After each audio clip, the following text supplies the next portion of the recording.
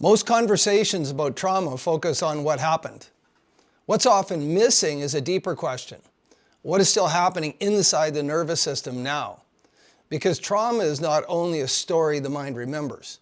It's a physiological pattern the body continues to run. Here is the reframe that potentially could change everything. Your body already contains the chemistry required for regulation, safety, and recovery. You're not broken. You're not deficient. You're dysregulated. And within you exists what I call your inner pharmacy. Now, I don't like pharmacies. You know I always go off on pharmacology. But here you have an inner pharmacy. This is not metaphorical. It's absolutely biological, and it's neurobiological.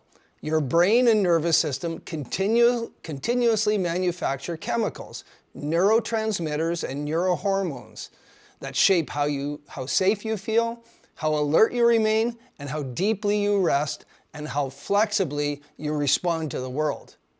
Trauma occurs when this pharmacy becomes imbalanced, when survival chemistry dominates long after the danger is past. For many people, healing efforts focus exclusively on processing memories. But memory is only one layer. The deeper layer is chemistry.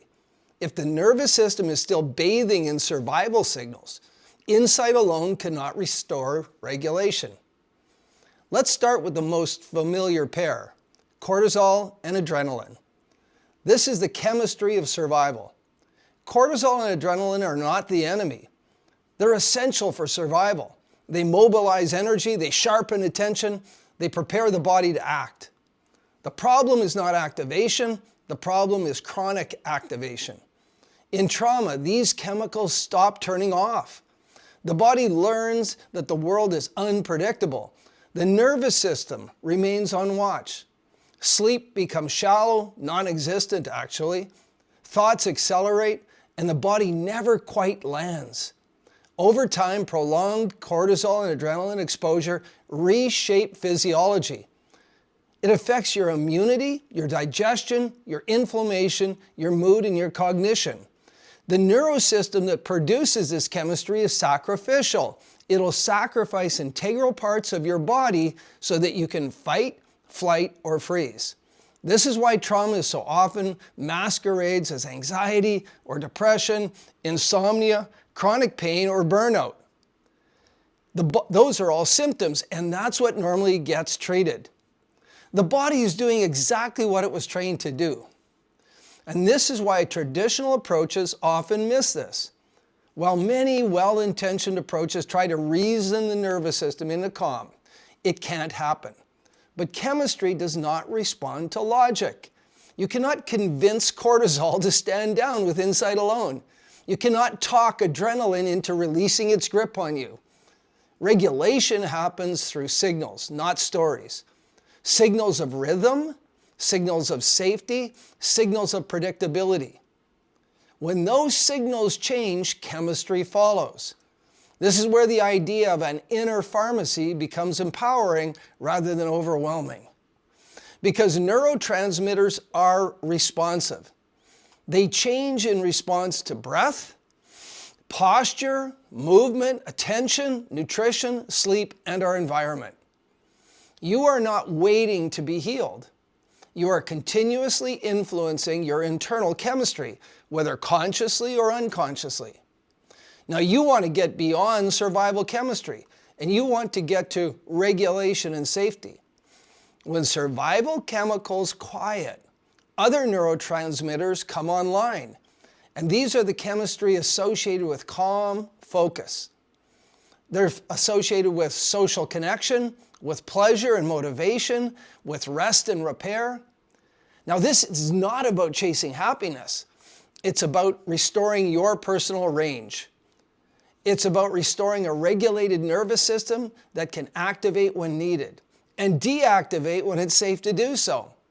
This behavioral flexibility is the true marker of healing, and it begins with daily, repeatable practices that communicate safety at the level the nervous system understands. So how do you activate your inner pharmacy? Practically. Breath work is not spiritual fluff.